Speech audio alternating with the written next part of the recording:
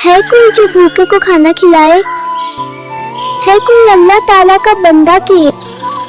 किसकी बेटी हो? मैं अनाथ हूँ, मेरा इस दुनिया में कोई नहीं है। मुझे बहुत भूख लगी है, प्लीज मुझे खाना खिला दें। तुम मेरे साथ चलोगी? मैं तुम्हें खाना खिलाऊंगा और अपनी बेटी बनाकर रखूंगा। जी हाँ। ये किसकी बेटी है?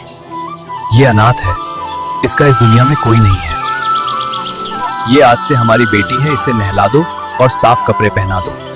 ठीक है, तुम आज से मेरी बेटी हो, मैं तुम्हें बहुत प्यार करूंगी। मैं आपको क्या कहकर बुलाऊं? तुम मुझे मम्मी कहकर बुलाना, आज से मैं तुम्हारी मम्मी हूँ।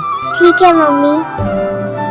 आज से ये हमारी बेटी है, इसका नाम अजुआ है। ठीक है, शुक्र है अल्लाह ताला का। नी बेटी, आज से हम दोनों तुम्हारे मम्मी डैडी हैं। तुम मुझे डैडी कहकर बुलाना और इन्हें मम्मी कहकर। जी मम्मी पापा। बच्ची को बहुत भूख लगी है, पहले इसे खाना खिला दें।